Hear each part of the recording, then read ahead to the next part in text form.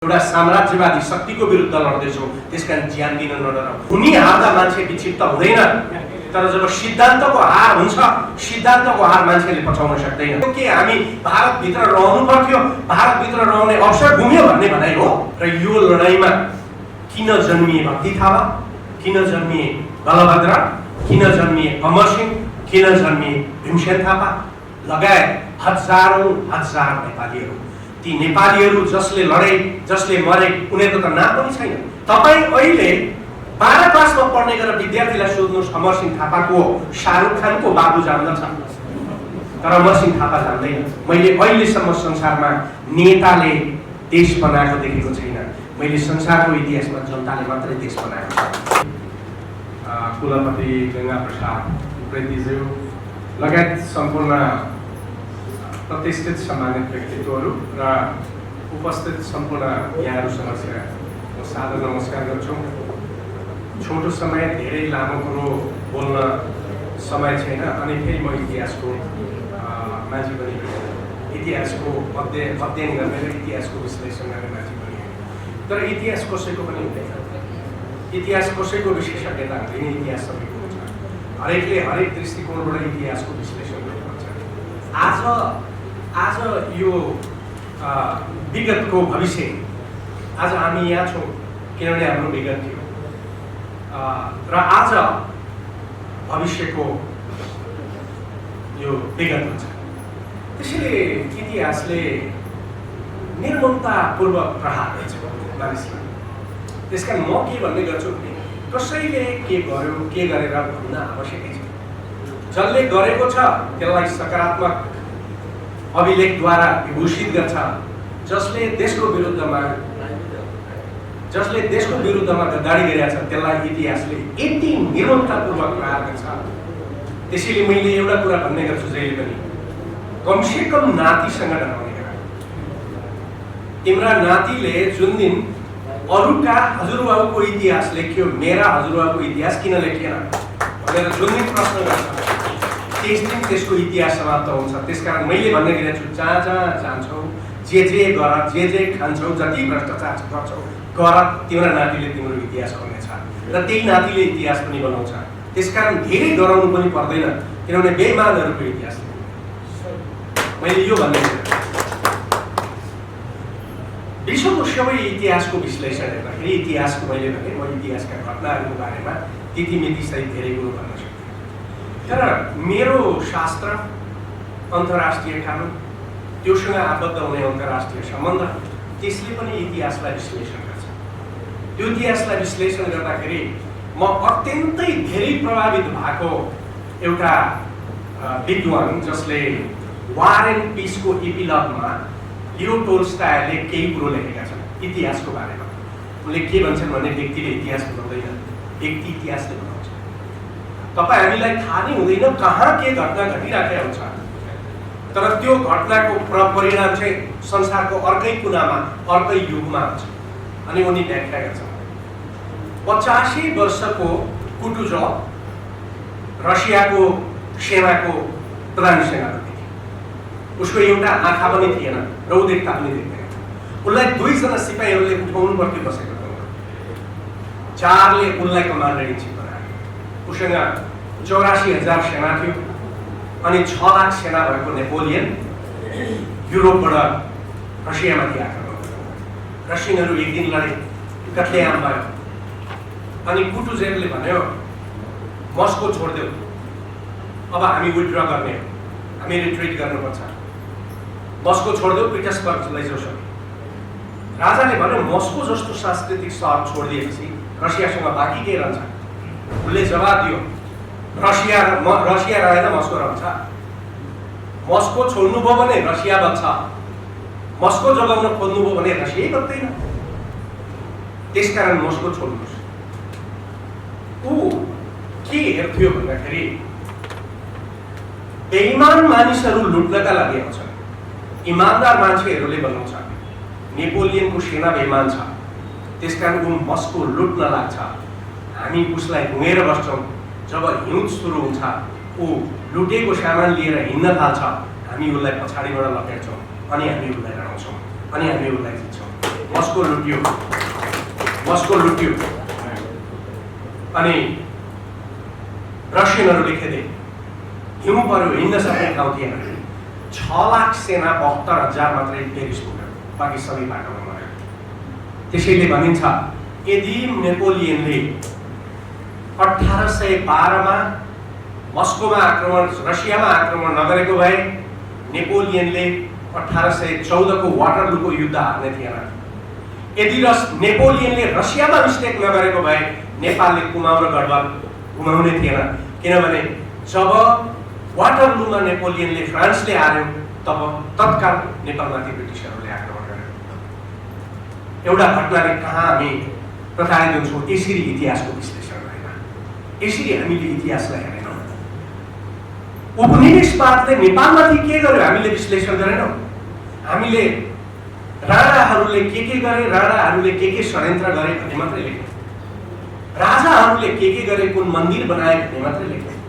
तर हामीले दुनियाँबाट इतिहासलाई विश्लेषण गर्ने प्रयत्न गरेनौँ 1814 के साँच्चीकै ब्रिटिससँग नेपालले लडाइँ गर्न लागेको समय थियो र नेपालसँग त्यत्रो सेना थियो जसले ब्रिटिससँग लड्न सक्छ थिएन अनि केका बलले आक्रमण गरेका केका बलले नेपालीहरूले ब्रिटिसहरूसँग आत्मसमर्पण गरेर हामी अक्सर भन्ने गर्छौँ नेपालीहरूको त्यति बेलाको राष्ट्रियताले होइन म यसो भन्छु राष्ट्रियताको बारेमा त्यति धेरै कुरा भएन त्यति बेला नेपालीहरूको चेतना कि फिरङ्गी भन्ने शब्द दिनेशजीले यो बारेमा अझै गम्भीर अध्ययन गर्नुहुन्छ आउने दिनमा उहाँ अध्येता हो फिरङ्गी भन्ने शब्द मैले अहिलेसम्म फेला पारेको अध्ययन अनुसार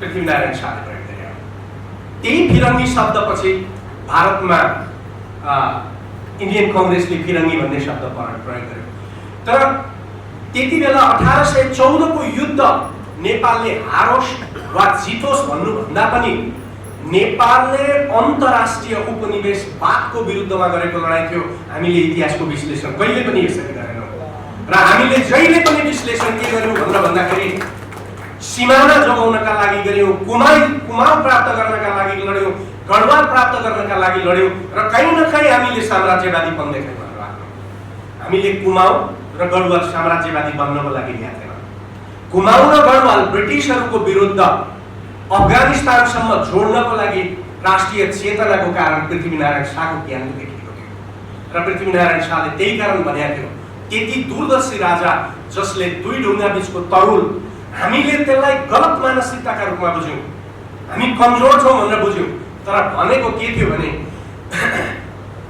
यो राष्ट्रिय चेतना निर्माण गर उपनिवेशवादको विरुद्ध लड उपनिवेशवादको विरुद्धमा नेतृत्व सम्हाल त्यही कारण पृथ्वीनारायण शाहले नेपालको एकीकरण गरे अघि पनि कसैले भन्नुभयो अघि दिनेशजीले भन्नुभयो यदि त्यो एकीकरणको अभियान थिएन भने हामी आज मेरो झापा बङ्गालमा हुन्थ्यो अनि थुप्रै साथीहरू जो आज साम्राज्यवाद भनेर कीर्तिपुर थुक्न जानेहरू हुनुहुन्छ उहाँहरू अन्यत्रै हुनुहुन्थ्यो अनि नेपालगञ्ज उत्तर प्रदेशमा हुन्थ्यो र अहिले म त्यसका केही नेताहरू के गर्थे तपाईँहरूले एकीकरणको विरोध गरेको के हामी भारतभित्र रहनु पर्थ्यो भारतभित्र रहने अवसर गुम्यो भन्ने भनाइ हो यदि त्यो हो भने उहाँहरू राष्ट्रवादी र यो लडाइँमा किन जन्मिए भक्ति थापा किन जन्मिए बलभद्र किन जन्मिए अमरसिंह किन जन्मिए भीमसेन थापा लगायत हजारौं हजार नेपालीहरू ती नेपालीहरू जसले लडे जसले मरे उनीहरूको त नाम पनि छैन हामीले खोज्नुपर्ने इतिहासमा ती लड्ने सिपाहीहरू त्यो सिपाहीले लड्यो अमरसिंहले त्यसलाई नेतृत्व गरे उनको रणनीतिमा ती सिपाही लडे तर ती सिपाहीप्रति हामी कहिले पनि बोल्दैनौँ हामी राजा पृथ्वीनारायण शाहको बारेमा बोल्छौँ बोल्न पर्छ हामी भीमसेन थापाको बारेमा बोल्छौँ बोल्न पर्छ हामी अमरसिंह थापाको बारेमा बोल्छौँ बोल्न पर्छ तर यी ती सिपाही नभएका भए हुने थिएन त्यसकारण हामीले ती सिपाहीको बारेमा छोटो कुरो यसमा म के भन्न चाहन्छु भन्दाखेरि यो उपनिवेशवादको लडाइँ थियो त्यो उपनिवेशवादको लडाइँ थियो भन्ने कुरो कहाँबाट प्रश्न हुन्छ इतिहासमा भने 1814 मा नेपाल सरकारले चीनको छिङ डाइनेस्टीका सम्राटलाई तिब्बत मार्फत चिठी लेख्यो हामीमाथि ब्रिटिसहरूको आक्रमण हुँदैछ र यो आक्रमण हामी पछाडि तिमीमाथि हुने हो यदि यिनीहरूलाई अहिले समयमै रोक्न सकिएन र हामीमाथि आक्रमण भयो भने तिब्बत पनि बस्दैन, त्यसकारण मिलेर उसको विरुद्धमा लडौँ। हो त्यही लेखाइ एसियामा पृथ्वीनारायण शाह र उनका सन्तान, उनका सेना र उनका त्यति बेलाका जनताहरू एसियामा उपनिवेशवादको लडाईँको लागि तत्पर थिए। त्यसकारण यो अन्यायको विरुद्ध लड्या हुनाले हर मान्छे ज्यान दिन तयार हो। हरेक सेनामा के भरिएको रहेछ अहिले इतिहासको व्याख्या गर्दा भने तिमी महान इतिहासको निर्माण गर्न एउटा साम्राज्यवादी शक्तिको विरुद्ध लड्दैछौ, त्यसकारण ज्यान दिन नडराऊ। त्यसकारण लड्यो, होइन भने ऊ पनि अघि मैले भने नेपोलियनको सेना जस्तै गढवाल लुट्न लाग्थ्यो, कुमाऊँ लुट्न लाग्थ्यो, सिन्जा लुट्न लाग्थ्यो, जुम्लामा लुट्थ्यो, ऊ सुन र तामा लुट्न लाग्थ्यो, ऊ पैसा लुट्न लाग्थ्यो। तर ऊ पैसा र सुन लुट्न लागेन, उसको ध्येय थियो ब्रिटिसहरूलाई धपाउनुपर्छ। त्यसकारण मैले यसरी विश्लेषण गरेको छु। मैले पछिल्लो समयमा लेखेको किताब, यो जियो इकोनोमिक्सको किताबमा यो बारेमा अलिकति चर्चा गरेको छु। सिखहरू ब्रिटिसहरूसँग जोडदार रूपमा लडे, मराठाहरू ब्रिटिसहरूको विरुद्धमा जोडदार रूपले लडे, तर उनीहरूको उद्देश्य आफ्नो रजौटा जोगाउनु थियो। हामी ब्रिटिसहरूको विरुद्धमा लडेको कुमाऊँ र गढवाल जोगाउन थिएन, हामी ब्रिटिसहरूको विरुद्धमा लडेको कुरो ब्रिटिसहरूलाई एसियाबाट धपाउने लडाईँको सुरुवात थियो। यसरी हामीले इतिहास लेखेनौँ। अब इतिहास त्यसरी लेखिनुपर्छ, मेरो भनाइ चाहिँ यो। त्यही कारण यो युद्ध हारिसकेपछि पनि अमर सिंह फर्केर आए। उनको एउटा अभिव्यक्ति छ, हारेको मुखले राजालाई मुख देखाउन के छ? हारेको मुख लिएर राजालाई जानु? यदि देशका लागि मात्रै लडेको भए अमर सिंहले मुख देखाउन आउँथे। लडाईँमा हामीले टेरिटोरी गुमायौँ, दुईटा ठुल्ठुला टेरिटोरी हामीले ब्रिटिसलाई गुमायौँ, सरकार भन्दै उनी आउँथे। तर उनी किन राजा समक्ष आएनन् भन्दाखेरि अभियानको लडाईँमा जब मान्छे हार्छ ऊ मनोवैज्ञानिक रूपमा विक्षिप्त हुन्छ।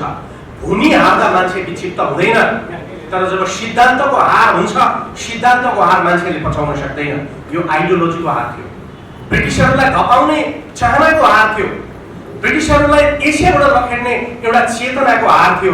त्यसकारण उनले अझै पनि सम्भव छ कि, त्यसकारण उनले फेरि पनि यो लडाईँको लागि अगाडि बढे। त्यसकारण अमर सिंह देशका विभूति हो। अमर सिंह प्रति सम्मान गर्नु तपाईँ हाम्रो कर्तव्य हो। तपाईँ हामी यहाँ बोल्छौँ, एकपछि अर्को इतिहासबाट स्कुलमा अमर सिंह थापालाई हटाइसक्यो, भक्ति थापालाई हटाइसक्यो, पृथ्वीनारायण शाहलाई हटाइसक्यो, अरू सबै मान्छेहरूलाई हटाइसक्यो। इतिहासमा पढाइ हुँदैन। तपाईँ अहिले 12 क्लासमा पढ्ने गरेर विद्यार्थीलाई सोध्नुहोस् अमर सिंह थापाको शाहरुख खानको बाबु जान्दछ, तर अमर सिंह थापा जान्दैन। त्यसैले यो पोलिटिकल पार्टीले मात्रै बिगारेको देश हो। बाबु आमा आफ्नो देशको इतिहास जान्नका लागि छोराछोरीलाई पढाउन तयार छैनन्, बताउन तयार छैनन्। घरभित्रको संस्कृति तयार छ। हिजो मेरो कलेजमा एकजना आमा र एकजना छोरी भर्ना हुन आए। आमाले पनि घुँडो फाटेको पेन्ट लगाएको रहेछ, छोरीले पनि घुँडो फाटेको पेन्ट लगाएको रहेछ। मैले भने मेरो कलेजभित्र यो अश्लीलता हुँदैन, बाहिर जानुहोस्। भर्ना गर्न आएको पछि भर्ना गर्नुलाई अहिले बाहिर जानुहोस्, मैले काट्ने। संस्कृतिको यो आदत छ, इतिहासको केही आज इतिहास तपाईँ हाम्रा घरमा छोराछोरीले मैले कुकुरले टोकेको पेन्ट गर्ने गरेको छु, सबैतिर पल परेको पेन्ट लगाए जस्तै देशको इतिहास त्यस्तै पेन्ट बनाइएको छ। अब तपाईँ हामी जहिले पनि भन्छौँ, टेलिभिजनमा बोल्छौँ, सुरेन्द्रजी बोल्नुहुन्छ अर्को, यो कुरो कसलाई थाहा छैन भन्नुहोस् त? कसलाई थाहा छैन यो कुरो कि देशको इतिहास यो भएको छ? अब कसलाई भनेर सम्झिन्छ यो कुरो? त्यसैले जब देशमा नागरिकहरूको आत्मामा देशभक्ति मर्छ, त्यो देश 1905 देखि 1949 सम्मको चीन जस्तै हुन्छ, जहाँ मान्छे अफिम खान्थ्यो, जहाँ मान्छे समाजको विरुद्ध विद्रोह गर्थ्यो, मान्छे नकारात्मक कुरा गर्थ्यो, उसलाई राष्ट्रिय विभूतिको थाहा थिएन। त्यसकारण चीनमा मानिसहरूले त्यति बेला चिनिया कम्युनिस्ट पार्टीको सत्ता स्थापना गरे। यो नेपोलियनको विरुद्ध पनि स्थापित गरे, त्यहाँ राजतन्त्र आयो। त्यसैले मैले त यो भनेको छु, यदि राजनीतिक पार्टीहरूले देशको अहिलेको यो सिनिसिजम, अहिलेको यो निराशा, अहिलेको यो बर्बादी, अहिलेको यो संस्कृतिमाथिको आक्रमण, अहिलेको यो इतिहासमाथिको आक्रमण, अहिलेको जातीय विभाजन, अहिलेको क्षेत्रीय विभाजन के कारणले जन्मियो भन्ने कुरो अध्ययन गरेनन्, यो देशमा निरङ्कुशता फेरि जन्मिन्छ। त्यही कारण मैले किताब पढेँ। हामी वेलटनको इतिहास पढ्छौँ, अहिले लेटेस्ट दिनेशजीले यो कुरो पढ्नु भएको हुनसक्छ। लियो रोजको सबैभन्दा पछिल्लो अङ्क अहिले फेरि मण्डलाबाट छापियो। मण्डलाबाट छापिएको वेल्टनको किताबको प्रिफेस यो रोजको किताबमा वेल्टनले लेख्यो र उसले फेरि घोषणा गर्यो नेपाल र चाइना र इन्डियाले बाँड्छ भन्छ। रोजले त्यति बेलै भने कसरी थाहा भयो उसलाई यो को खेलिराखेको छ। अनि म पढ्दै गएँ, हेरेँ नेपालका भोटेहरूको बारेमा, नेपालका गुरुङहरूको बारेमा, नेपालका खसहरूको बारेमा, नेपालका महिलाहरूको बारेमा, नेपालका थारूहरूको बारेमा, विदेशीले लिम्बू राई बारेमा सबैको बारेमा कमेन्ट लेखेको छ। लिम्बूलाई लेखेछ लिम्बूका छोरीभन्दा अपवित्र र जोसँग पाए त्यहीसँग जाने अर्को हुँदैन लेखेछ। नेवारलाई लेखेछ यो जम्मा जिन्दगीमा जन्मिएपछि एकचोटि गाउँछ भनेर लेखेछ। बाहुनलाई लेखेछ यो भनेको अत्यन्तै पापी जाति हो।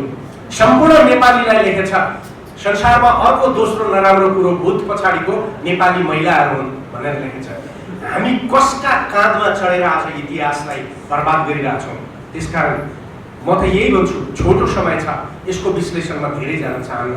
एउटा मात्रै सूत्र मैले यहाँलाई प्रयोग गरेँ। अब हामीले अमरसिंहको इतिहास, पृथ्वीनारायण शाहको इतिहास, भक्ति थापाको इतिहास, बलभद्रको इतिहास, भीमसेन थापाको इतिहास र अहिलेसम्म अनेकौं पुस्ताका मान्छेहरू जसले यो श्रृङ्खलालाई अगाडि ल्याएछ। उहाँहरूले राष्ट्रका लागि लडे, पुनः जोगाउनका लागि लडे, सिक्किम ल्याउनका लागि जोडे, गढवाल ल्याउनका लागि जोडे होइन। त्यो त हाम्रो अधिकार थियो, हाम्रो भूमि थियो, स्वाभाविक रूपमा ल्याइयो। तर हाम्रो लडाइँ उपनिवेशवादका विरुद्धमा थियो, हाम्रो लडाइँ साम्राज्यवादका विरुद्धमा थियो, हाम्रो लडाइँ संसारमा सबैभन्दा पहिलो साम्राज्यवादको लडाइँ हो, हाम्रो लडाइँ संसारमा सबैभन्दा पहिला उपनिवेशवादको लडाइँ हो। त्यसकारण त्यो चेतना बोक्ने हामी नेपाली हौँ। हामी नेपाली लडाइँ गरेर बहादुर भएका होइनौँ, हामी नेपाली त्यो चेतनाले लडायौँ। त्यसकारण अमरसिंहसँग खुकुरी थियो, ब्रिटिससँग तोप थियो।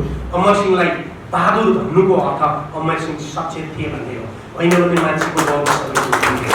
त्यसकारण हामी सचेत नागरिकका, सचेत यी पुर्खाहरूका मान्छे हौँ।